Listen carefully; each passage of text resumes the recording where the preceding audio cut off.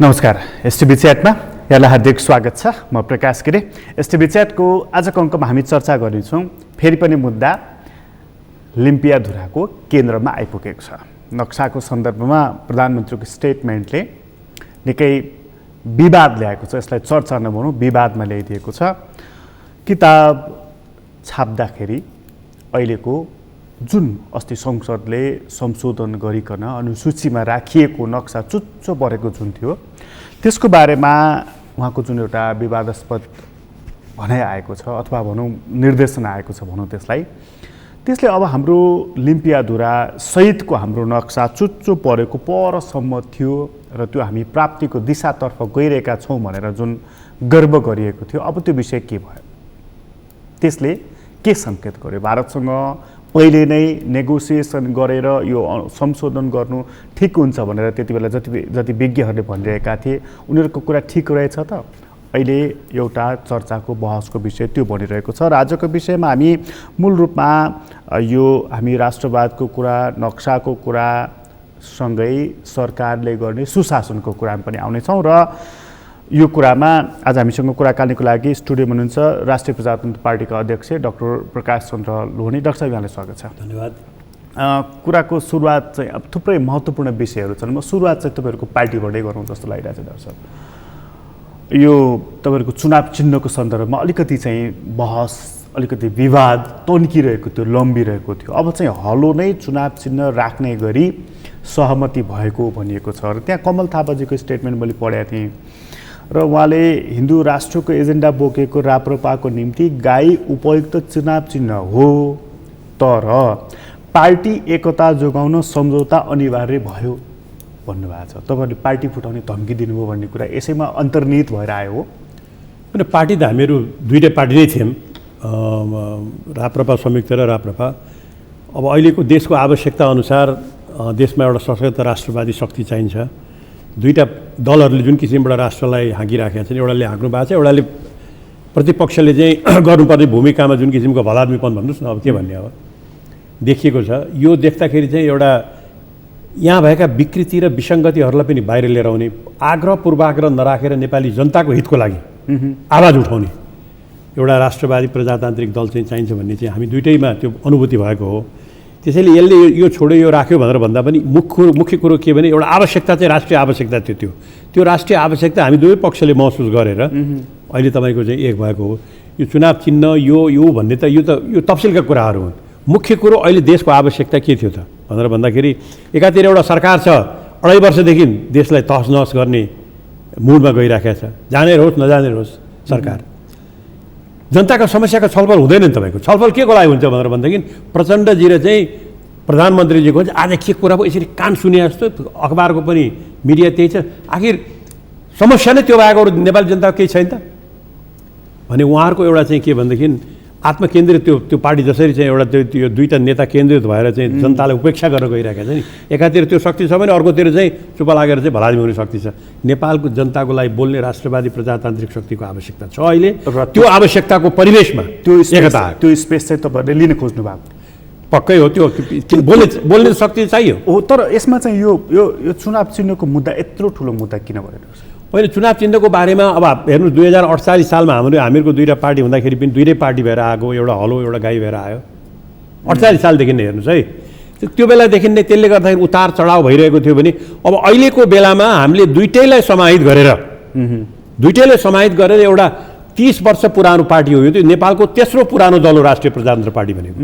काङ्ग्रेस र कम्युनिस्ट पछि तेस्रो पुरानो दल हो। हामी त माओवादी भन्दा पनि अगाडि, माओवादी त 53 सालतिर सुरु गयो होइन, हाम्रो त 48 सालबाट सुरु गरेको पार्टी हो यो। त्यसकारण यो एउटा पार्टी 30 वर्ष पुरानो नेपालको एउटा पुरानो पार्टी हो। अब यसलाई चाहिँ हामीले चाहिँ पुराना कुराहरूलाई बिर्सेर एउटा एकताको नयाँ श्रृङ्खलामा जानुपर्छ भन्ने परिवेशमै यो यसमा चाहिँ यो कमल थापाजीको भनाइ छ नि। तर पार्टी एकता जोगाउन सम्झौता अनिवार्य भन्या हुना होइन, यो दृष्टि मन एकदम नबुझिकन भइगयो त भन्या जस्तो होइन। यो बृहत राष्ट्रिय दृष्टिकोणलाई हेरेर हामी सबैले त्यो दृष्टिकोणलाई मध्यनजर राखेर हामी सबैले चाहिँ तपाईँ अहिलेको बेलामा यो तेरो र यो मेरो भन्दा पनि सबैलाई मिलाएर कसरी लैजान सकिन्छ। अब यो राष्ट्रिय प्रजातन्त्र पार्टी हलो गाई सबै एक भएर यो हलोको लागि तपाईँहरूको अडान चाहिँ किन होइन हलो स्पेसली तपाईँको चाहिँ होइन अडान भनेको मेरो मात्रै होइन तपाईँको सबै साथीहरू के भनेदेखि मैले भने नि तपाईँलाई पहिले एउटा चाहिँ हलोबाट सुरु हुनुभयो एउटा गाईबाट सुरु हुनुभयो त्यस कारण अब म सुरुदेखि हलोमा लागेँ कोही हलोबाट गाई जानुभयो कोही गाईबाट हलो आउनुभयो त्यहाँ फेरि तपाईँको त्यस्तो त्यो तिक्तता पनि केही पनि छैन अब यी सबै पुराना कुराहरूलाई मेटाएर अहिलेको देशको आवश्यकता हेरेर यो अहिलेको नयाँ पार्टी खडा यो पार्टी खडा गर्नु अब अहिलेको देशको आवश्यकता अनुसार चाहिँ अब ठिक छ चुनाव चिन्हको कुरा मिल्यो तपाईँहरू निर्वाचनको आयोगमा दर्ताको प्रक्रियामा जानुहोला मेरो शुभकामना छ डाक्टर साहब तर तपाईँहरूको पार्टीको मार्गनिर्देशक सिद्धान्त चाहिँ के रहन्छ हेर्नुहोस् हाम्रो एउटा दुईवटा एजेन्डा छ दुईवटा फर्स्ट एजेन्डा चाहिँ के नेपालको पहिचान सबै धर्मलाई सम्मान गर्दै नेपालको पहिचान भनेको छु है नेपालको आइडेन्टिटी नेपालको पहिचान सनातन हिन्दू राष्ट्रको रूपमा हुनुपर्छ सबै धर्मलाई सम्मान गर्दै समान र सम्मान गर्दै एउटा त्यो कुरो थियो अहिले अर्को कुरो चाहिँ हरेक देशको आफ्नो आफ्नो स्पेसिफिक कन्डिसन हुन्छ कि तपाईँको परिस्थिति हुन्छ त्यो नेपालको अहिलेको भारत र चीनको बिचमा रहेको नेपालको परिवेश नेपालको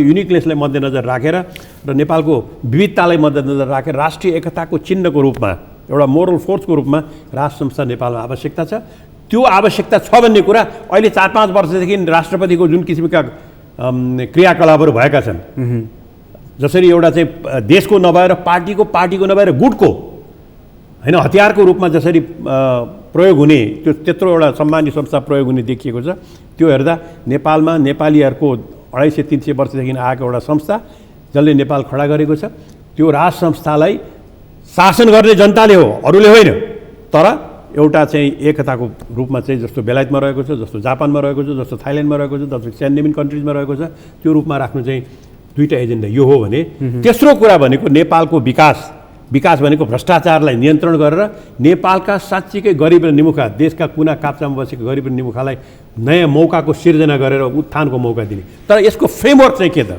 यो चाहिँ एउटा तपाईँको चाहिँ एजेन्डाहरू भयो यसको फ्रेमवर्क के भन्दाखेरि ब्रोडर उसमा एउटा ब्रोडर फिलोसफिकल फ्रेमवर्क चाहिँ के भने राष्ट्रिय प्रजातन्त्र पार्टी निरन्तरतासहितको गतिशीलतामा विश्वास गर्छ कतिपय राम्रा कुराहरू हाम्रा सभ्यताका कुराहरू हाम्रा संस्कृतिका कुराहरू हाम्रा शासनका कुराहरू कतिपय राम्रा कुराहरूलाई हामीले त्यसलाई निरन्तरता पनि दिनुपर्छ तर त्यसभित्र रहेका कुडा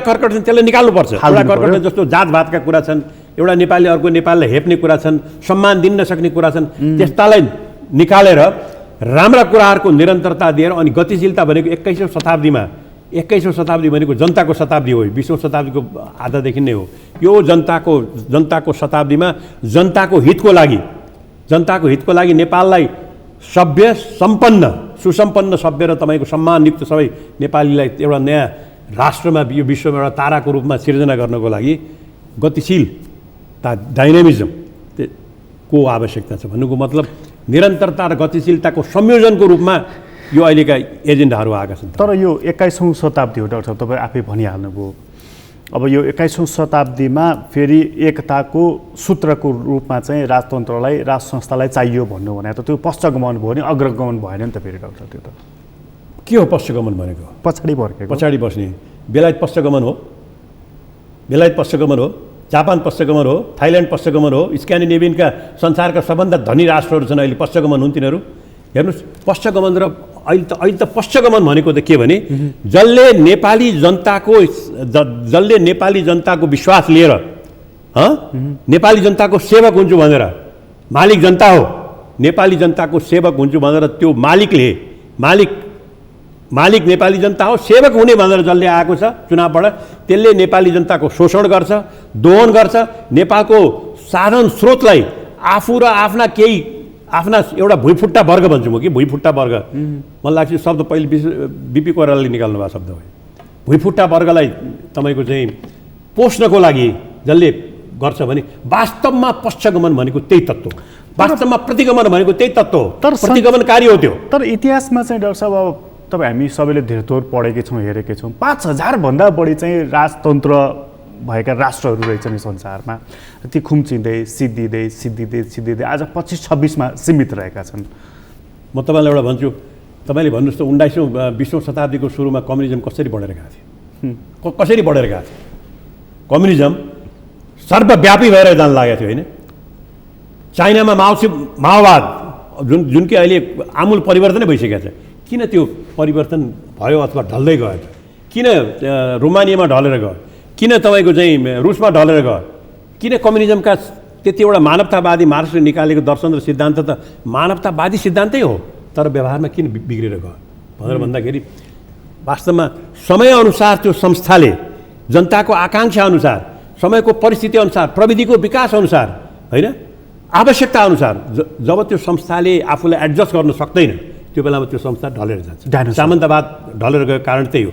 जहाँ त्यो संस्थाले आफूले एडजस्ट गरेको छ त्यसले त्यो बेलामा त्यो परिवर्तनलाई मद्दत गर्ने रूपमा जब त्यो संस्था आउँछ, त्यो परिवर्तनलाई टेवा दिने रूपमा जब त्यो संस्था आउँछ त्यो बेलामा त्यो संस्था अडेको छ। जस्तो बेलायत पनि ढाले हो नि त एकपटक त हो, ढालेको 11 वर्षपछि फेरि ल्याएर म्याग्ना कार्टा भने के, म्याग्ना कार्टा भने पनि त्यही हो नि त, तर उसले एडजस्ट गर्यो नि त, एडजस्ट गर्यो। त्यहाँको राज संस्थाले एडजस्ट गरेर म्याग्ना कार्टामा चाहिँ एउटा मुख्य के भने no taxes without representation, tax लाउँदाखेरि हाम्रो चाहिँ अधिकार चाहिँ हामीलाई नसोधिकन राख्न पाउँदैनौ, तिमी चाहिँ राजा भएर जथाभावी गर्न पाउँदैनौ भन्ने कुरा, त्यो कुराले एउटा ठुलो प्रिन्सिपल त एक्सेप्ट हो नि। त्यसलाई एक्सेप्ट भएर गएर त्यो संस्था त्यो त्यो त्यो त्यो संस्थाको निरन्तरतासहित गतिशीलता भने त्यही हो। बेलायत हाम्रोमा पनि त अपडेट नभएर अथवा समयअनुसार अथवा गतिशील नभएर पछि फर्किन खोज्दाखेरि राज संस्था गएको हो नि त। त्यसैले तपाईँको मैले ल्याइदिने कस्तो मैले भने के भनेदेखि चाहिँ त्यसैले त्यो संस्थाको उपयोगिता भनेको समयअनुसार त्यो संस्थाले आफूलाई कसरी प्रस्तुत गर्छ त्यो चाहिँ महत्त्वपूर्ण कुरा हो।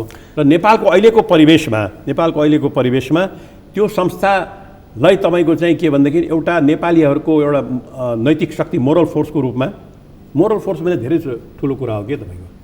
थाइल्यान्डमै हेर्नुहोस् न, थाइल्यान्डमा राजाले के गर्दैनन् नि, के पनि गर्दैनन्, खालि चुप्लाएर बसिरहेको हुन्छ। तर त्यहाँ पनि जहिले पनि अहिले पनि आन्दोलन भइरहेछ। एकातिर सेना छ, एकातिर चाहिँ पोलिटिसियन्सहरू छन्, जहिले पनि सङ्घर्ष भइरहेको हुन्छ। त्यो सङ्घर्षमा तपाईँको खालि चुप लागेर केही पऱ्यो भनेदेखि चुप लागेर राजालाई पनि सोध्नुपर्छ है, राजा पनि एउटा चाहिँ उपस्थिति छ है त्यहाँ, हामीले उसलाई पनि हेर्नुपर्छ भन्ने, र किनभने उसको जनतासित सम्मान छ भने हुनाले त्यसले गर्दा स्टेबिलिटी दिन खोजिएको छ भने नेपालमा पनि तपाईँहरूले चाहिँ अहिले गरेको परिकल्पना भनेको राज संस्थालाई एउटा शक्तिको रूपमा नै स्थापित गर्न खोज्नु भएको कि एउटा खोपाको देउता भन्छ नि, एउटा संस्था, राज संस्था भनेको छैन हामीले। हेर्नुहोस् राजतन्त्र कहिले भनेको छैन हामीले। नेपालमा राज संस्थालाई त्यसलाई राख्नु पर्यो र त्यो संस्थाको फोर्स भनेको एक्जिक्युटिभ पावर होइन कि तपाईँको, त्यो एउटा शक्तिको रूपमा रहन्छ नि त। शक्ति भनेको दुईवटा हुन्छ, एउटा एक्जिक्युटिभ, जस्तो केपी ओलीजीको अहिले शक्ति छ, एक्जिक्युटिभ छ, तर उहाँको मोरल फोर्स एकदम घट्दै गएको छ। नैतिक आधार केपी शर्मा ओली हाम्रो सम्मान्य प्रधानमन्त्रीको 57 वर्ष नैतिक आधार घट्दै गएको छ। हामी के चाहन्छौँ भनेदेखि राज संस्थालाई राखेर त्यो राज संस्थाले कार्यकारी अधिकार प्रयोग गर्ने होइन, जनताको प्रतिनिधिले नै प्रयोग गर्ने हो। भोलि आज केपीजी हुनुहुन्छ, भोलि अर्को आउला, पछि अर्को आउला, जनताले नै प्रयोग गर्ने हो। त्यो चिज त अहिले हामीसँग राष्ट्रपति छँदै, राष्ट्रपतिले त्यो काम गर्न सकेन। राष्ट्रपतिले एउटा पार्टीले पठाएकोलाई चाहिँ 3 महिनासम्म रोकेर राख्ने, अर्को पार्टीले पठाएको 2 घन्टामा तपाईँको चाहिँ सही गरेर पठाउने, खेलाउन भयो। त्यसको गरिमालाई मेन्टेन गर्न सकेन। त्यसकारण सबै नेपालीले सम्मान गर्ने एउटा संस्थाको रूपमा रहेको राज संस्थालाई नैतिक फोर्सको रूपमा, एउटा मोरल फोर्सको रूपमा त्यो संस्थालाई राख्नु चाहिँ नेपालको राष्ट्रिय एकताको लागि आवश्यक छ। निरन्तरतासहित गतिशीलताको सिद्धान्तको परिवेशमा यसको उपयोगिता छ। यो भनिरहँदाखेरि चाहिँ एउटा अर्को तर्क पनि आउँछ नि डाक्टर साहब, जस्तो चाहिँ कतिपय मानिसहरू चाहिँ पुरानो कुरा गयो, शालिग ढल्यो, संस्था ढल्यो, शालिग पनि ढल्यो भने जस्तो कतिपय मानिसहरू चाहिँ के भन्छन्, पुरानो कुराको कुनै न कुनै अंश रहन्छ भनेर पनि भन्छन् होइन। हामी कहाँ चाहिँ कुन मान्यता आयो भने शालिग ढल्यो गयो सबै भन्नेमा हामी कहाँ के भने अब त्यसको क्यारेक्टर फरक भयो के तपाईँको। राज संस्थाको क्यारेक्टर एउटा पहिले एउटा क्यारेक्टर थियो तपाईँको, एक्चुअल रनै गर्ने, देशै रन गर्ने एउटा क्यारेक्टर थियो। हुन त रन गर्ने क्यारेक्टर पनि धेरै थिएन तपाईँको धेरै समय होइन, अधिकांश समय त जानीय शासनमा त खोपाकी देउता भएर बस्यो। एउटा क्यारेक्टर देशलाई रन गर्ने क्यारेक्टर थियो भने अब चाहिँ के भनेदेखि एउटा देशमा एउटा निष्पक्ष अभिभावकको रूपमा, मोरल फोर्सको रूपमा, त्यो संस्थालाई सबैले सम्मान गर्ने संस्थाको रूपमा अब रहनु चाहिँ नेपालको हितको लागि छ, नेपालको राष्ट्रिय एकताको लागि छ र नेपालको, भारत र चीनको बिचमा बसेको हाम्रो युनिकनेस हाम्रो संस्कृति र युनिकनेसलाई प्रदर्शन गर्नको लागि र हाम्रो विशेषता राख्नको लागि पनि त्यो जरुरी छ भन्ने तपाईँहरूलाई लागेको छ। हामी त्यसलाई त्यसै त्यही थिममा त्यही फिलोसफिकल डक्ट्रिनमै हिँडेका छौँ हामी। त्यसैलाई हामीले निरन्तरता सहितको गतिशीलता भने त्यही हो।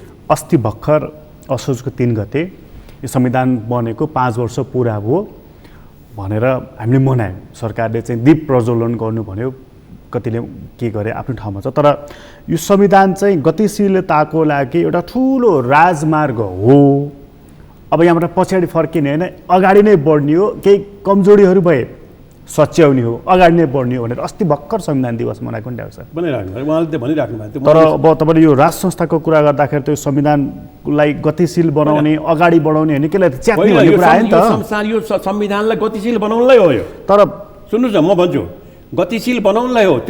त्यो संस्था राष्ट्र प्रमुख भन्ने जुन छ संस्था छ, त्यो राष्ट्र प्रमुख भन्ने संस्थाले नेपालको परिवर्तन र नेपालको विकास र नेपाली जनताको हितलाई अगाडि बढाउनको लागि सहायक हुने परिवेशमा हामीले भनिराखेका छौँ। हामीले त यो संविधानमा राम्रा कुराहरू त छन् नि तपाईँको, तर संविधानमा जतिसुकै राम्रो कुरा भए पनि तर संविधानलाई जुन किसिमले एउटा खेलौनाको रूपमा अहिले प्रयोग भइरहेको छ, संवैधानिक संस्थाहरूलाई खेलौनाको रूपमा प्रयोग भइरहेको छ। कुन मानेमा खेलौनाको रूपमा प्रयोग के त्यहाँ संविधान। अरू कुरा के गर्नु, आजै म प्रधानमन्त्रीको चाहिँ वक्तव्य हेर्दै थिएँ, नयाँ पत्रिकामा छापिएको छ। तपाईँको चाहिँ उहाँले के भन्नुभएको रहेछ भनेदेखि चाहिँ यो लिम्पुवा धुराको कहाँ हाम्रो चाहिँ जुन जमिन हामीले चुच्चो देखायौँ नि नेपालको भनेर, त्यो चाहिँ अब किताबमा नछाप्नु भनेर भन्नुभएको छ। के हो त्योभन्दा ठुलो नेपाली जनताको बेइज्जत के हुन्छ ल भन्नुहोस् त। एउटा कुरा म तपाईँलाई भन्छु, प्रधानमन्त्रीज्यूले त्यो नेपालको भूमि हाम्रो हो भनेर जुन किसिमको भन्नुभयो, त्यो धेरै नेपालीको भनाइ पनि त्यही हो। म पनि सत्तामा थिएँ, सत्तामा भएको बेला पनि हामीले यो अहिले नेपालले देखाएको जमिन चाहिँ त्यो नेपालको जमिन हो, हाम्रो प्रमाणहरू छन् भनेर हामीले अड्या हो तपाईँको। उहाँले ठिक छ त्यो भनेर उहाँले भन्नुभयो, हामीले समर्थन पनि गऱ्यौँ। समर्थन गरिसकेपछि त्यसलाई कसले पारित गर्यो त? प्रधानमन्त्रीले मात्रै भने होइन, त्यो प्रधानमन्त्रीले मात्रै भने होइन, त्यसलाई नेपालको 2-3 करोड नेपालीको प्रतिनिधित्व गर्ने भनेको संस्थाले त्यसलाई सर्वसम्मतिबाट पारित गरेको छ। ठिक गरेको छ यो, ठिक गरेको छ भनेपछि नेपालको जमिन चाहिँ अब तपाईँको 300-400 कति स्क्वायर माइल चाहिँ नेपालको त्यो हाम्रो पहिले थिएन भन्ने अब आयो भन्ने भएको हो। नक्सा निस्कियो, संयुक्त राष्ट्रसङ्घमा हामीले पठायौँ, सारा गऱ्यौँ। अब अहिले आएर चाहिँ उहाँ चाहिँ किताबमा चाहिँ नलेख्नु भनेर उहाँले भन्ने यसको औचित्य के त? 3 करोड नेपाली जनताले यो संसदले गरेको कुरालाई अपमान गरेको। यसको अर्थ के लाग्छ? यसको अर्थ भनेको त के भनेदेखि तपाईँको यो संविधान भनेको खेलौना हो। संविधान भनेको खेलौना हो। 3 करोड नेपाली जनताको संस्थाले नेपाल सरकारले निर्णय गरेर संसदले सर्वसम्मतिबाट पारित गरेको कुरालाई त्यसलाई रोक्नु भनेर भन्ने उहाँलाई कसले अधिकार दिन्छ? कहाँबाट पाउनु त्यो अधिकार? कुन संविधानको दफाले त्यो अधिकार उहाँलाई? यो तपाईँको देश चलाउने भनेको देश हाँक्ने भनेको के उहाँले यो सबै अरू संस्था केही पनि होइन, मतलबै छैन, म मात्र सबै कुरा हो भन्ने हो।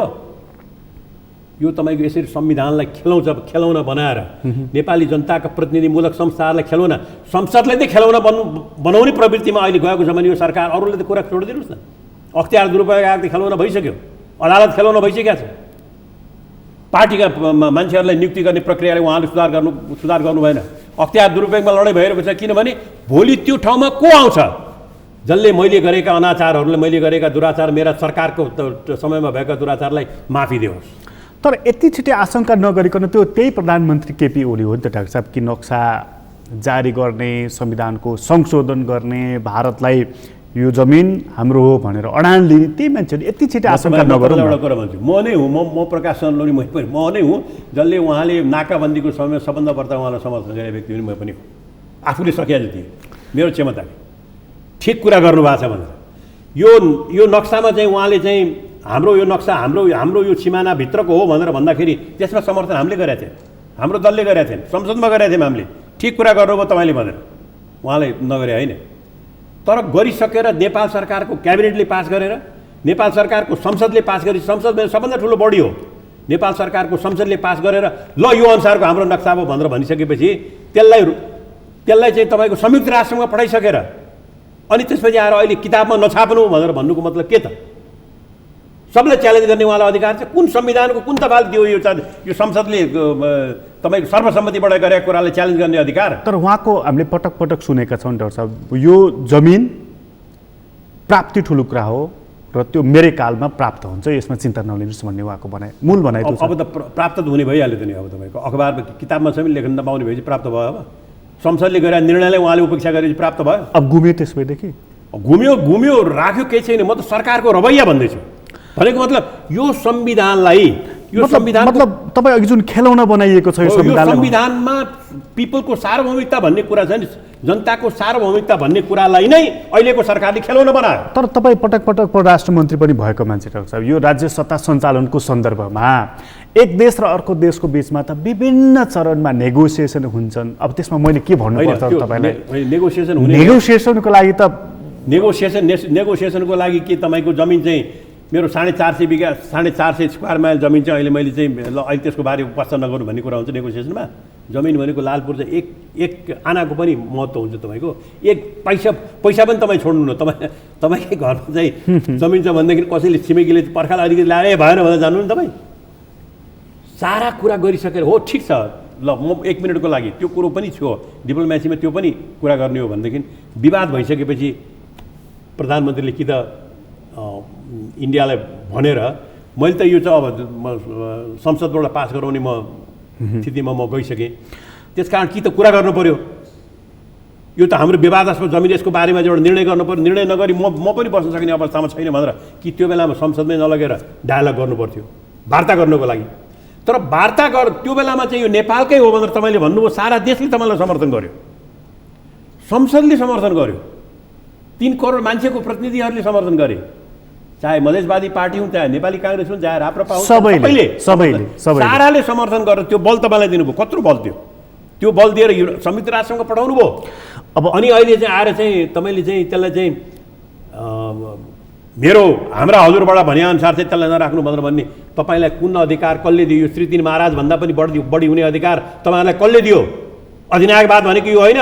संविधान खेलाउन भएन, संविधानलाई च्यातेर फाल्दिए हुन्छ। अब त्यसको कुनै औचित्य छैन। अब त्यसमै उहाँको जुन राष्ट्रवादी छवि जुन थियो त्यो धुजा भयो।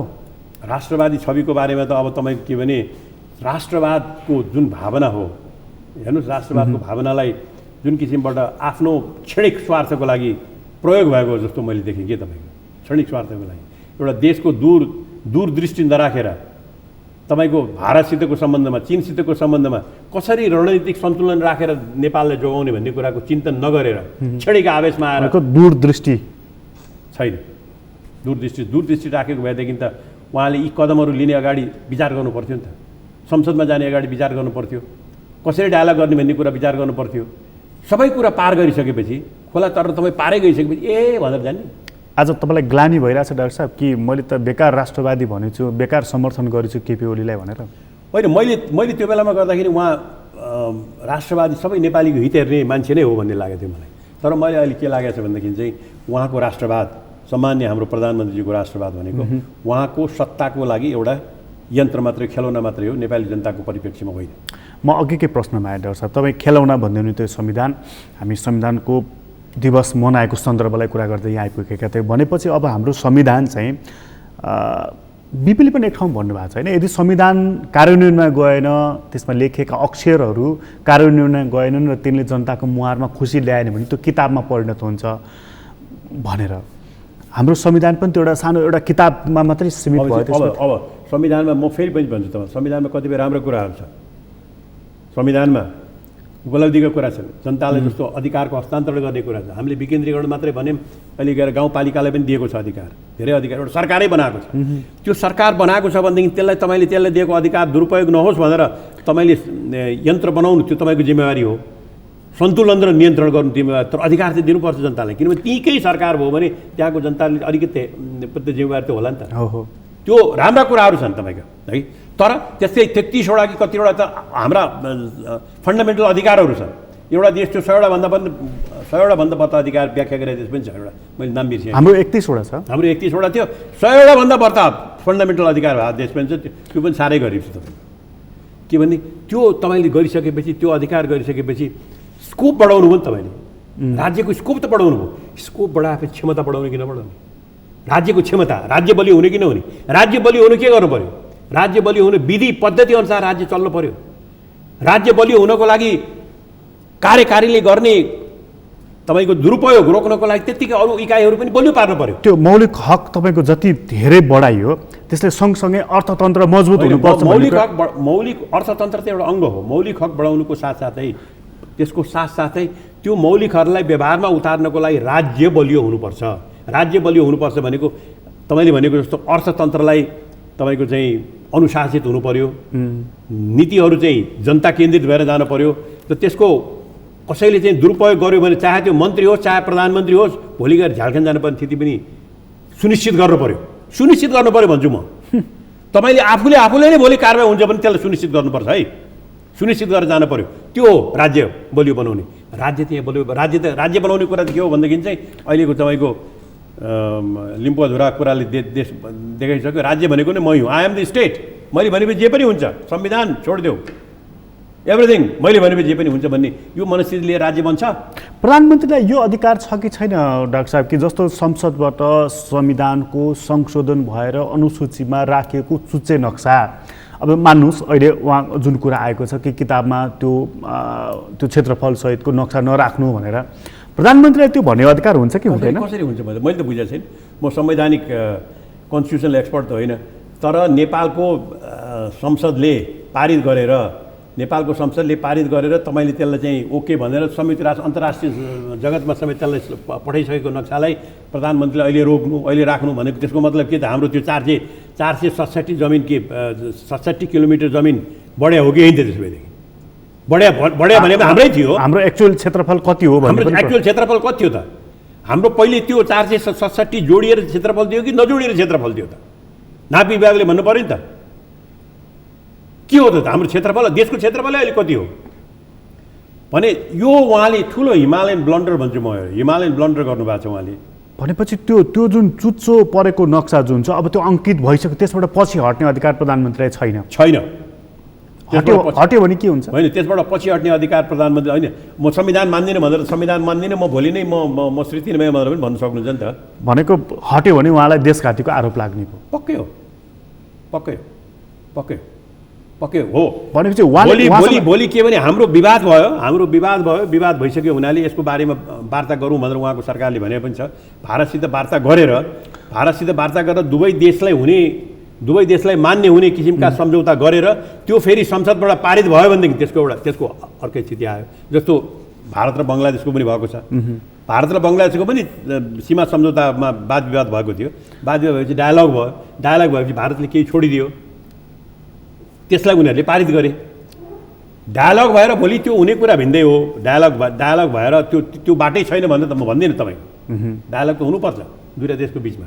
तर अहिले प्रधानमन्त्रीले एकतर्फी तरिकाले प्रधानमन्त्रीले नेपालमा यो चाहिँ छोडिदे, यो राख, यो छोड, यो सिमाना यति चाहिँ अहिले यसको बारेमा कुरा नगर, संसदले पास गरे पनि मतलब छैन, संसदीय समिति पनि होइन, संसद हो, फुल संसदले पास गरे। यो गर्ने अधिकार चाहिँ मैले यो संविधानले उहाँलाई दिए जस्तो छैन। यो उहाँले संविधानभन्दा बाहिर जानुभयो। यो उहाँले संविधानको अवहेलना गरे हो, यो संविधानको उपेक्षा गरे हो, यसलाई ध्वस्त पार्न खोज्या हो र म नै सबै गरौँ भन्न खोज्यो। यो हुँदैन, इम्पोसिबल। यो प्रजातन्त्र होइन, यो संवैधानिक शासनै भएर यो अलिकति त तपाईँहरूलाई यसले राहत पनि दिएको होला नि डाक्टर साहब। अस्ति मैले एकजना पूर्व सचिवको भनाइ सुन्दै थिएँ कि नेगेटिभ अर्थबाट चाहिँ ठिकै भइराखेको छ भनेर। भने मतलब व्यवस्था ढल्न पल्टिनको लागि त्योपट्टि छैन म। त्योपट्टि पटक्कै छैन म आएँ पोजिटिभ।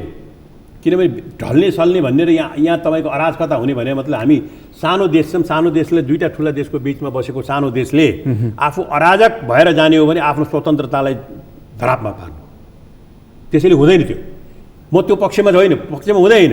म त के भने यो संविधानमा जे भनेको हाम्रो संविधानमा हाम्रा असहमतिका कुराहरू छन्, मैले तपाईँलाई भने हो। तर तपाईँको जुन पोलिटिकल एजेन्डाहरू छन् ती एड्रेस गर्नको लागि पनि यो संविधानमा त तलबितल गर्नै पर्छ। त्यो एजेन्डा त हामी लिएर जान्छौँ, जनतामा लिएर जान्छौँ। भोलि जनताले के भन्लान् त्यो एजेन्डा त इट्स ए कन्टिन्युइङ प्रोसेस। त्यो एजेन्डा मैले भनेको एजेन्डा हुनसक्छ तपाईँलाई मान्ने होला, मान्नु नहोला, अरूलाई के होला, त्यो पिपलले डिसाइड गर्ने कुरा हो। धर्मको कुरामा भन्नु त्यसपछि जाउँ त जनतामा जाउँ। नेपाललाई चाहिँ धर्म सापेक्षिक सबै धर्मलाई सम्मान गर्ने र एउटा कुरा याद गर्नु, नेपालले सबै धर्मलाई सम्मान गरेको छ। यहाँ यहाँ इस्लाममा हज जानको लागि पनि नेपाल सरकारले पैसा दिने गरिरहेको छ। म अर्थमन्त्री हुँदा थाहा छ मलाई, करोडौँ रुपियाँ दिने गरिरहेको छ। सबै धर्मलाई सम्मान गरिरहेको छ। गर्नु पनि पर्छ, तर पहिचान त हिन्दू र बुद्ध धर्मको संस्कृतिको यो चाहिँ स्रोत केन्द्र भएको हुनाले यो धर्मनिरपेक्ष हुँदाखेरि चाहिँ धर्मको पहिचान चाहिँ मेटिएको छ। यो हाम्रो राष्ट्रको पहिचान चाहिँ यो एउटा सभ्यताको स्रोत हो। यो 5000 वर्ष पुरानो सभ्यताको स्रोत हो। यो सभ्यताको स्रोतलाई यसलाई चाहिँ मासु भन्ने चाहिँ तत्त्वहरू छन्। तपाईँको पृथ्वीनारायण शाहको पालादेखि नै आएका थिए। यहाँ त्यो पोर्चुगिज मिसनहरू आएर यहाँ चाहिँ धर्म परिवर्तन गराउन आएन। पृथ्वीनारायण शाहले निकालेर पठाएन। अन्तर्राष्ट्रिय छ त्यो, तपाईँको अन्तर्राष्ट्रिय त्यो प्रेसर अहिले पनि छ। तपाईँ यो नसम्झनुहोस् कि लिबरल भाषण भनेर होइन, फन्डामेन्टल्स क्रिस्चियन्सहरू फन्डामेन्टल्सहरू जहाँ पनि छन् यसलाई परिवर्तन गरौँ भने, यो परिवर्तन गराउने भने मतलब यो 5000 इयर्सको सभ्यतालाई बाहेक गर्ने हो। त्यो नहोस् भन्ने हामी चाहन्छौँ। त्यही हो। यो संविधान रहँदाखेरि चाहिँ तपाईँले भनेको धर्मनिरपेक्षता रहिरहने भयो अनि गणतन्त्र पनि रहिरहने भयो। यो दुईवटा कुरालाई हाम्रो चाहिँ जनतामा निवेदन, म भन्छु फेरि जनतामा निवेदन हो। जनतामा निवेदन के भने यसलाई हामीले परिवर्तन गर्नुपर्छ। यो संविधानका राम्रा पक्षहरूलाई राख्नुपर्छ। यसलाई यसो पनि गर्न सकिन्छ नि डाक्टर साहब। अब बल्ल चाहिँ संविधान आएको पनि 5 वर्ष भयो, त्यसपछिको चुनाव भएर बल्ल 2.5 वर्षदेखि 3 वर्ष हुँदैछ सरकार चलिरहेको। यसलाई हामी 2-3 टर्म चल्न दिउँ न, हेरौँ न कस्तो हुँदो रहेछ यो व्यवस्था। तपाईँले र मैले हेर्न दिने कुरा होइन, जनताको कुरा हो अघि जनताको कुरा। पब्लिकले पनि कोसिस गरेको छैन। 2068 साल 2039 सालमा आएको संविधान संसारभरिको उत्कृष्ट भने होइन? त्यो बेलामा कसले उत्कृष्ट भने तपाईँलाई थाहा छ? त्यो बेलाको सत्ताधारीहरूले संसारभरिको उत्कृष्ट संविधान अब हामीले ल्यायौँ भनेर भने होइन? 47 कति टिक्यो? उत्कृष्ट अथवा के गराउने भन्ने तपाईँको हातको कुरा हो। त्यो राजाले चलाइदियो नि त। त्यो त राजाले चलाइदियो। 2057-58 सालसम्म चाहिँ सुरुमा चलाएको कसले? गिरिजाबाबुले चलायो। त्यसपछि चलाएको कसले? कोएलिसन सरकारले हो। कोएलिसन सरकारमा हामी पनि थियौँ। उनले टेक ओभर नगरिदिएको भए त त्यो चलिरहन्थ्यो नि अगाडि। के हुन्थ्यो भन्ने कुरा, त्यो टेक ओभर गर्ने त्यस्तो परिस्थिति ल्याउनु भयो तपाईँले। स्थितिलाई त्यस्तो उत्कृष्ट संविधानमा पनि त्यस्तो स्थिति ल्याउनु भयो। कमजोरी हो नि त दलहरूको। जनताले विश्वासमा लिन नसकेका हो नि त।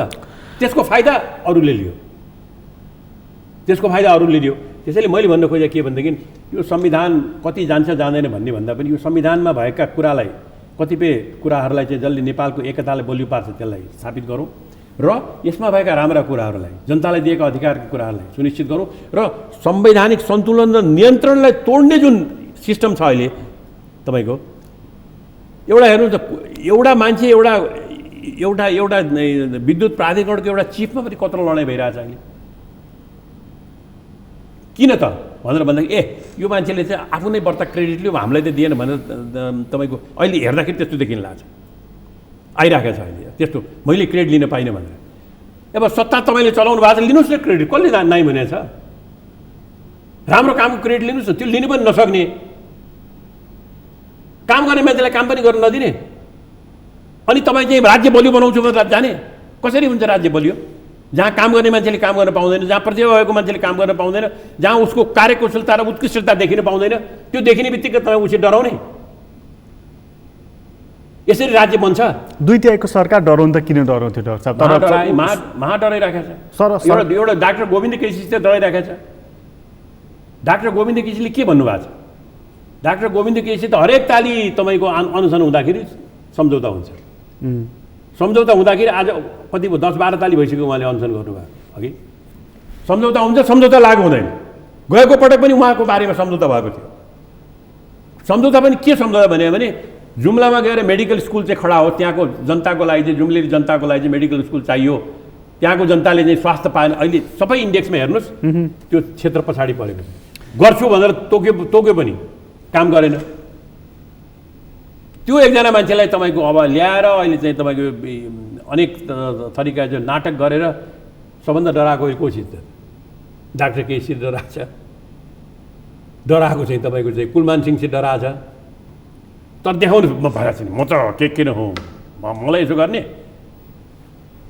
यो खालको तपाईँको चाहिँ के भने तरिकाले शासन चल्दैन। राज्य बन्दैन। राज्य बनेको छैन नेपालमा। राज्य कमजोर भएर जान लागेको छ।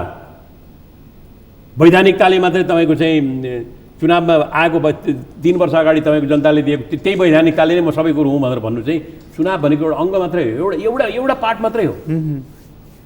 सबै कुरो होइन तपाईँ त्यो वैधानिकता भजाएर आज खान पाइँदैन भन्ने तपाईँको तर अर्को फ्रेस म्यान्डेट नआउन्जेलसम्म त्यसैलाई मान्नु पनि पर्यो। त्यो त अहिले त्यो त हामीले पनि त त्यसैले हामी सम्मान्य प्रधानमन्त्री भन्छौँ, त्यो वैधानिकताकै कारणले हो। हामी त्यो सम्मान्य प्रधानमन्त्री भनेको त्यो वैधानिकताको कारणले हो।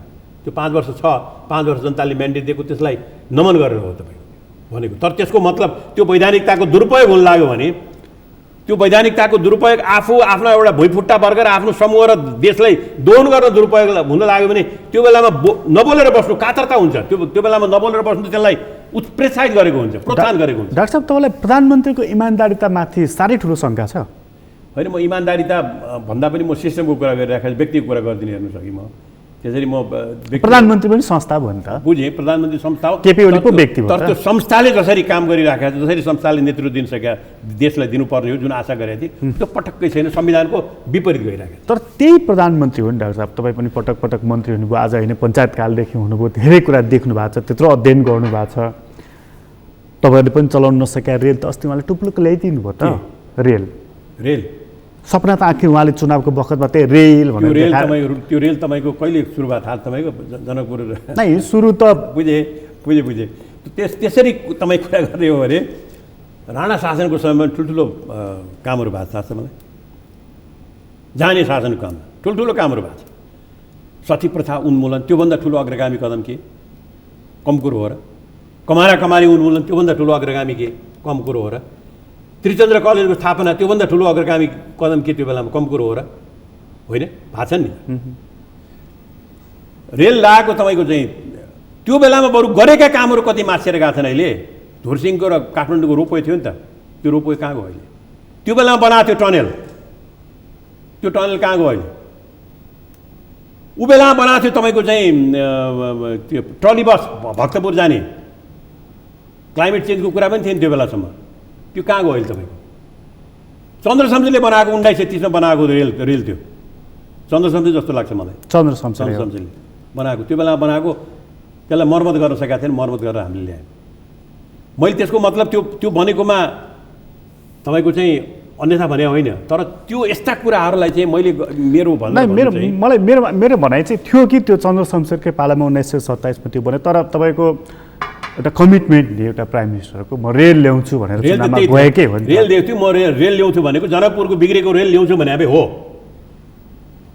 जनकपुरको बिग्रेको रेल ल्याउँछु भने अब त्यसको फेरि सम्झौता गरेर कसले थाहा छ मलाई? सम्झौता गरेको उसले, मलाई लाग्छ राष्ट्रपति के योभन्दा अगाडिको राष्ट्रपति रामबरजीले गर्नुभएको एउटा निरन्तरता पनि हो, रामबरजीले गर्नुभएको।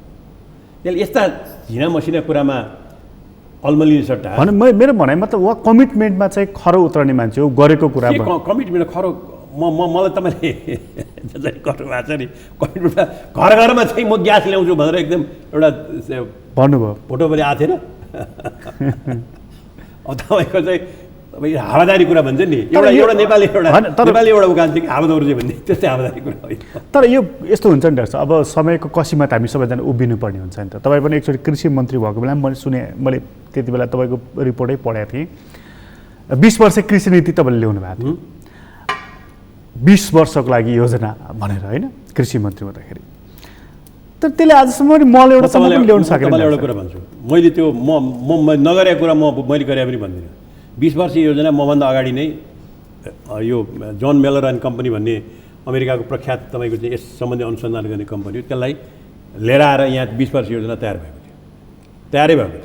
तयार भएको योजनालाई मैले हेरेँ, यत्रो मोटो थियो तयार भएको हेरेँ, मैले हेरेँ, धेरै पढेँ, धेरै हिँडेर यो योजना अनुसार हामी जाउँ, यो योजना अनुसार हामी जाउँ भनेर म तपाईँको 6 महिना तपाईँको कृषि मन्त्री भएको। 6 महिना म कृषि मन्त्री हुँदाखेरि त्यो योजना अनुसार जाने कम्प्लिट प्याकेज मन्त्रीमण्डलबाट पास गराइकन त अहिलेको पकेट प्रोग्राम भने विभिन्न कसरी यो तपाईँको तल बस्ने मान्छेलाई इन्सेन्टिभ गराउने सबै कुरो त्यो बेलामा गरे हो। 6 महिनापछि म निस्केँ।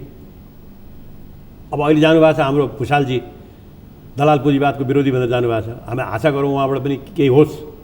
मतलब धेरै ठुलो आशै गरेका छन् मान्छेले, एउटा त्यो मल रासायनिक मल असारमा धान रोप्नुपर्छ त्यति बेला हाल्नु पाए हुन्थ्यो भन्ने यति एउटा आशा थियो। तपाईँको पालादेखि अहिलेसम्म भएन।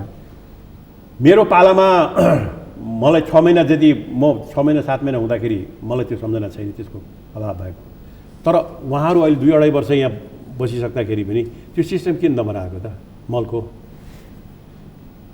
मलको हो। अब मलको बारेमा प्रधानमन्त्री र चाहिँ कृषि मन्त्रीकै क्याबिनेटमा चाहिँ झगडा भएको हामीले सुनिरहेको छौँ। एउटा भन्दा एउटालाई दिए भने, एउटा भन्दा एउटालाई दिए भने। त्यहाँ त्यहाँ त्यहाँ दलाल पुँजीवाद कुन चाहिँ कहाँ बुझ्यो त? दुईवटा मध्ये दलाल पुँजीवाद भनेको मतलब हरेक प्रोक्योरमेन्टमा औषधिमा त तपाईँको रोग लागेर बसेको नेपाली जनताको औषधिमा त तपाईँको भ्रष्टाचार हुने प्रवृत्ति छ भने र त्यो भ्रष्टाचार हुनेलाई चाहिँ कुनै कारबाही हुँदैन। 1000 घुस खायो भनेर जसले पछि माफी क्लियर भयो, छुट भयो, आत्महत्या गर्नुपर्ने स्थितिमा यहाँको इकाइहरूले पुर्याउँछन्। तर अरबौँ भ्रष्टाचार गर्ने एउटा हवाईजहाजको कुरा हेर्नुहोस्, 5 अरब रुपियाँ दाम भ्रष्टाचार भनेर संसदीय समितिले लेखेको छ। काम गरेर देखाउनुहोस्, जो भ्रष्टाचारी छन् तिनीहरूले ल्याउनुहोस् न। तपाईँको वरिपरि छन् भने पनि तिनीहरूलाई कारबाही गर्नुहोस्। छ त्यो नैतिक हिम्मत? ली कुआन यूले कसरी गरे तपाईँको चाहिँ देश बनाए? उसले लेखेको छन् कि सबभन्दा पहिले मेरै नजिकका मान्छे 2 जनाले चाहिँ गर्दाखेरि मैले तिनीहरूलाई झ्यालखाना हालेर भ्रष्टाचार गरेँ भनेर एउटा मेसेज त गयो नि। के मेसेज गएको छ अहिले? 1000लाई जाने 1000 एउटा चिया खानको लागि दियो भनेर पैसा दियो भनेर चाहिँ एकजनालाई लगेर तपाईँ 40 दिन थुनेर तपाईँ चाहिँ आत्महत्याको स्थितिमा पुर्याउनु भयो। तपाईँको उसले सफाइ पायो अघि।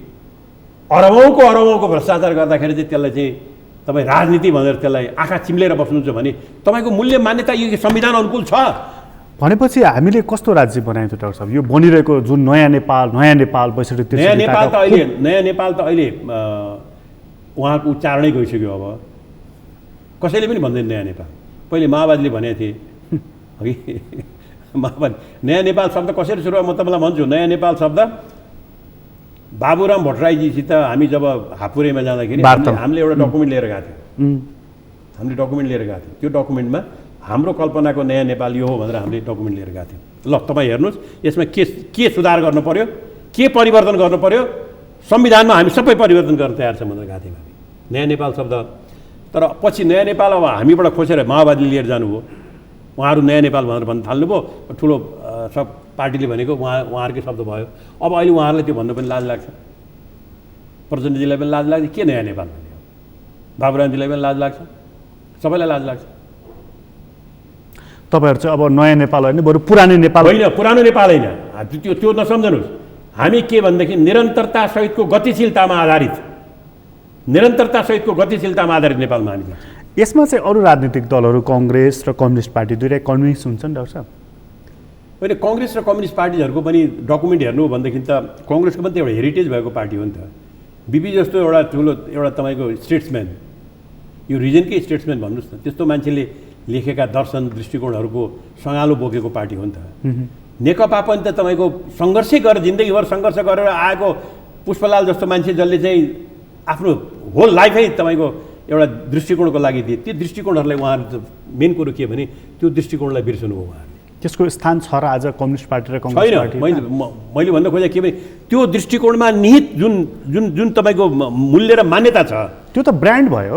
ब्रान्ड हो। त्यो ब्रान्ड अनुसारको के एउटा भन्छ जुत्ताको एउटा छ नि के ब्रान्ड? नाइकी ब्रान्ड धेरै महँगो ब्रान्ड थियो। म त लाउँदैन लाउनु, तपाईँ जे ब्रान्ड भयो नि मलाई जनता ब्रान्डमै पुग्छ। नाइकी ब्रान्डले त्यही नाइकी ब्रान्डको क्वालिटीको अर्को जुत्तालाई $40 पर्छ, नाइकी ब्रान्डलाई $100 पर्छ। किन भन्नुहोस् त? नाइकी ब्रान्डले क्वालिटी मेन्टेन गरेको छ। त्यसले त्यो ब्रान्ड लिएपछि त्यसले बेइमानी गर्दैन, त्यसले राम्रो माल दिन्छ, त्यसले ठिक माल दिन्छ भनेर। ब्रान्ड चाहिँ अहिले समाजवादको लिने काम चाहिँ तपाईँको मैले के भनेको छु भने प्रजातान्त्रिक सामन्तवादको काम गर्ने। सामन्तवादभन्दा त केही पनि परिवर्तन भएको छैन अहिले। त्यो त ढलेको होइन र? सामन्तवाद त त्यो बेलामा जाने शासन ढल्यो, तर सामन्तवाद भन्ने जुन संरचना हो, अस्ति राष्ट्र संस्था पनि ढलेपछि सामन्तवादको अवशेष पनि ढल्यो भने होइन? तर सामन्तवादमा अब अहिले सामन्तवाद सबै प्रवृत्तिहरू नि, सामन्तवादका प्रवृत्तिहरू, सामन्तवादका संस्कारहरू सबै आएको छ।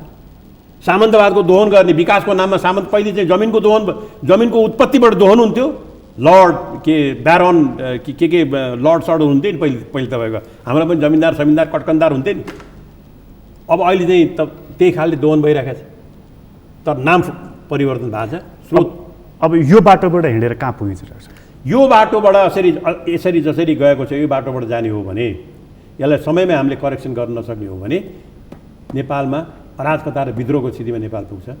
त्यो नपुगोस् भन्ने हामी चाहन्छौँ र त्यो नपुर्याउनको लागि यहाँ यो देशमा बोल्ने शक्ति चाहियो, विकृतिहरूको विरुद्धमा बोल्ने शक्ति चाहियो, सशक्त शक्ति चाहियो, सबैलाई लिएर हिँड्ने सक्ने शक्ति चाहियो। त्यो शक्तिको रूपमा स्थापना हुनु नै राष्ट्रिय प्रजातन्त्र पार्टीको अहिले कर्तव्य हो। त्यसै त्यो निरन्तरता सहितको गतिशीलताको दार्शनिक चिन्तन बोकेर त्यो चिन्तनभित्र चाहिँ राष्ट्र संस्था र तपाईँको चाहिँ नेपालको पहिचान हिन्दू राष्ट्र त्यो चिन्तनको एउटा हो। तर अब तपाईँहरूलाई पनि क्रमशः वृद्धावस्थाले छोयो, शारीरिक रूपमा चाहिँ अलिकति वृद्ध हुनु भने नि गाह्रै हुन्छ नि डाक्टर साहब। तपाईँ 30 को उमेरमा हुँदा र 70 को उमेरमा हुँदा त फरक हुन्छ नि त। म त 70-75 वर्षकै युवकै हुँ अहिलेसम्म। भनेको मतलब physically yes you are right, I mean it's a natural process होइन तपाईँको, त्यो आफ्नो ठाउँमा छँदैछ। तर हामीले त्यो दृष्टिकोणले भिजेको संस्था पार्टी खडा गर्न सक्यौँ भने हाम्रो योगदान त्यही हुन्छ। अब अघि तपाईँ भन्नुहुन्थ्यो नि यदि सच्चियो भनेदेखि ठिक छ, सच्चिएन भने अराजकता विद्रोहतर्फ थाहा। सच्चिने भने चाहिँ के? सच्चिने भनेको यस्तै उटपटाङ कुरा गर्न छोड्नु पऱ्यो। प्रधानमन्त्रीले आज भन्नुभयो नि मै हुँ सबै कुरा भनेर। मैले भनिदिएपछि हुँदैन, म प्रधानमन्त्री, मैले भनिदिएपछि त्यसमा अरू इकाइहरू छैनन्, संसद छैन, संसदले भने चाहिँ केही पनि नहुने, त्यो संसदले पास गरे केही पनि नहुने भनेको प्रधानमन्त्रीको बोलीमा संयम बोलीमा होइन, मनस्थितिमा, माइन्डसेटमा, मूल्य र मान्यता। यो संविधानले राखेका जुन प्रधानमन्त्रीको माइन्डसेट भनेको सिस्टमले डेभलप हो, सिस्टमलाई भत्काउनु, सिस्टम बनाउने भएन कि भत्काउनेपट्टि जानुभयो उहाँहरू। अहिले सिस्टम बढिराखेको छ, बनाउन कहाँबाट बन्ने सिस्टम? आवरण छ होइन, आवरण छ, संस्थान पनि छ, अख्तियार दुरुपयोग छ, अदालत छ, आवरण छ। त्यो आवरणभित्र रहेर त्यसलाई चलाउने संस्था र मूल्य र मान्यतालाई त्यो आवरण अनुकूल तपाईँले काम गर्न दिनुभएको छ। त्यो सिस्टम तोडियो भनेदेखि चाहिँ तिमीले सिस्टम तोड्यो भनेर भन्ने तपाईँहरू हुनुहुन्छ नि, तपाईँहरू इन द सेन्स पोलिटिकल पार्टीहरू। सिस्टम तोड्यो भनेर भन्ने जिम्मेवारी चाहिँ तपाईँको प्रतिपक्षको हो, प्रमुख प्रतिपक्षको हो। उहाँहरू धेरै भलादमी हुनुहुन्छ, मैले त सुनेको छैन अघि। भलादमी भन्दा पर्दा म के भनौँ? त्यसैले यो भन्न पऱ्यो। कसैले नभनेदेखि कसैले पनि नभन्ने हो भने जनता आफै तपाईँको चाहिँ उत्पीडित रूपमा कुन रूपमा भड्किन्छ थाहा छैन। तर त्यो भन्ने शक्तिको रूपमा, देशलाई माया गर्ने शक्तिको रूपमा हामी आउँछौँ। त्यसैको लागि हामीले गरिरहेको। डाक्टर साहब, यो 3 वर्षको बिचमा चाहिँ यो सरकारले गरेको सबैभन्दा राम्रो काम के लाग्छ तपाईँलाई? तपाईँले गाह्रो प्रश्न सोध्नुभयो। उत्तर छैन। गाह्रो प्रश्न सोध्नु, अलिकति विचार गरेर दिनुपर्छ। अलिकति सबैभन्दा नराम्रो काम चाहिँ एकदमै फ्याट्ट मुखीमा आउने चाहिँ यो सबभन्दा त अहिले यही नै हो नि, नक्साकै कुरा, प्रधानमन्त्रीले बोल्नुहुने कुराहरू थियो। यसरी रोक भनेर भन्न पाइन्छ। तपाईँले सबैभन्दा आशा चाहिँ के गर्नुभएको थियो सरकारसँग? यति काम चाहिँ पक्का पनि गर्छन् केपी ओलीले भनेर मैले के भनेको थिएँ? मलाई चाहिँ लागेको थियो के भनेदेखि चाहिँ यो संविधान अनुसार कमसेकम संरचनाहरूलाई बनाउने र त्यसलाई स्वतन्त्रतापूर्वक काम गर्ने, आफू पनि अनुशासनमा बस्ने, अरूलाई पनि अनुशासनमा राख्ने र तिनीहरूलाई स्वतन्त्रतापूर्वक काम गर्ने, मेरो र तेरो नभन्ने गभर्नेन्स चाहिँ तपाईँको चाहिँ पिपललाई फोकस गरेर म सेवक हुँ, जनता यो मालिक भनेको जनता। ठुलो कल्पना गर्नुभएको थियो डाक्टर साहबले। केपी ओली त तपाईँको आजदेखिको मित्र होइन नि, आजदेखि संसदमा त बरु भेटिरहेको मान्छे, तर निरन्तर 27-28 वर्ष सांसद भएको मान्छे तपाईँ। म सांसद हुँदाखेरि त हामी कतिपय प्रतिपक्षमै थियौँ, संसद हुँदाखेरि त्यति थाहा हुन्थेन। अब उहाँको राजनीतिक अरू कुरा त उहाँको सङ्घर्षको कुराहरू 7 पाइला हिँड्दा मान्छे चिनिन्छ भन्छन्।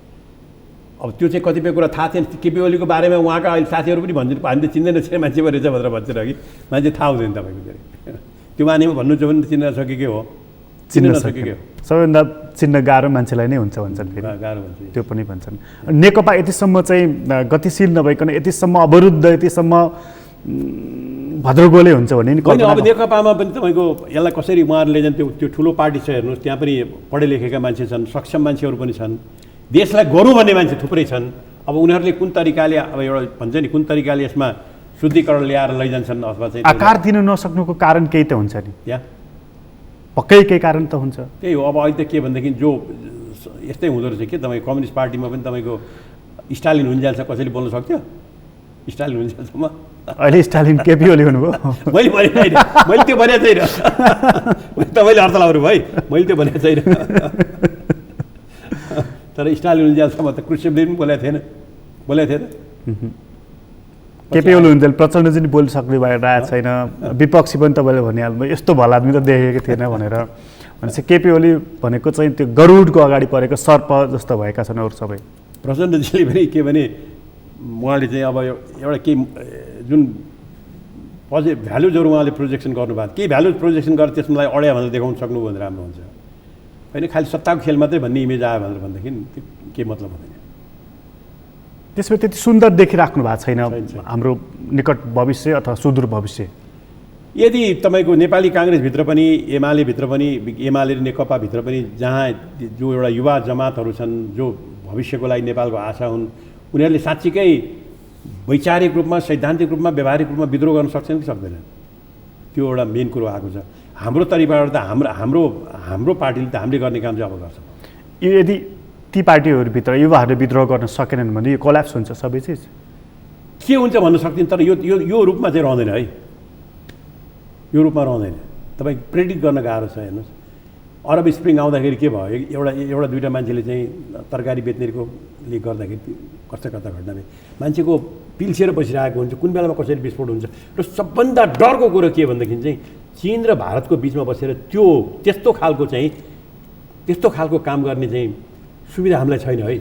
राष्ट्र भएर बाध्य हो भने हामी मिलेर जानुपर्छ। कसरी हाम्रो कहाँ कमी कमजोरीहरू छन् त्यो सबैले एकले अर्कालाई दबाउने हो, कसरी यो राष्ट्रलाई बचाउँ भनेर जानुपर्छ अहिले। त्यो दिशामा गइरहेको मैले देखाएको छु। डाक्टर साहब तपाईँलाई धेरै धन्यवाद। आदरणीय दर्शकबिन तपाईँलाई पनि धन्यवाद। आज हामीले कुराकानी गऱ्यौँ डाक्टर प्रकाश चन्द्र लोहनीसँग। उहाँसँगको कुराकानी अहिलेलाई यति नै। एसटिभी च्याटबाट म प्रकाश गिरीलाई बिदा दिन। सगरमाथा टेलिभिजन हेर्दै गर्नुहोला। नमस्कार।